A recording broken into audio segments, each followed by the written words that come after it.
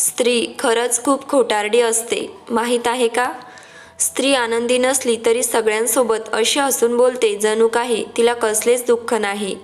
जीवनसाथी पसंत नसला तरी आईवडिलांच्या आनंदासाठी आपले सर्व आयुष्य त्याच्यासोबत आनंदात घालवते.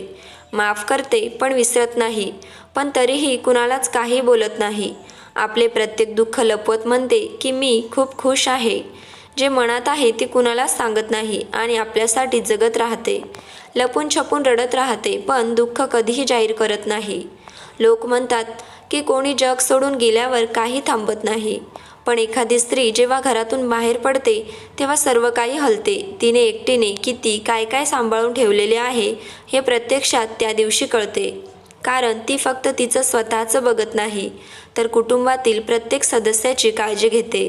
रागाच्या भरात बायको म्हणते की आजपासून मी कोणतंही काम करणार नाही आणि कुणाशी बोलणारही नाही आणि घरातही राहणार नाही, आणि काही वेळानंतरच ती सगळं काही व्यवस्थित करू लागते. तेव्हा नवऱ्याला वाटतं की ही नाटकं आणि खोटं बोलते, पण त्यामागचं खरं कारण हे आहे की तिच्याकरिता नवऱ्याची किंमत ही स्वतःच्या रागापेक्षाही जास्त आहे. एक स्त्री सर्व काही सहन करते, सर्वात जास्त वेदना सहन करण्याची ताकदही तिच्यातच आहे. लहानपणी भेदभाव, सासरच्या लोकांची टोमणे सहन करूनसुद्धा ती तुटत नाही. फक्त एका कारणामुळे ती तुटते की ज्या जीवनसाथीसाठी ती सगळ्या गोष्टींचा त्याग करून आली, एक तोच तिला कधी समजू शकला नाही. स्त्री वाटतात तितक्या सोप्या नसतात कर्तव्याच्या वाटा. कुणाच्या तरी सुखासाठी थांबावं लागतं.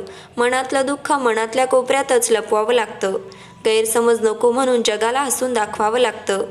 ओल्या पापणांच्या आड असलेलं डोळ्यातलं पाणी आडोशाला जाऊन पुसावं लागतं. माणसाचे मन जर एका दुसऱ्या स्त्रीवर आले तर तो आपल्या बायको मुलालाही सोडून जातो. स्त्रीचे हृदय तुटले तरी चालेल, पण ती तिचे कुटुंब आणि मुलांना तुटू देत नाही. व्हिडिओ आवडल्यास व्हिडिओला लाईक करा, शेअर करा, कमेंट करा आणि चॅनलला नक्की सबस्क्राईब करा. धन्यवाद.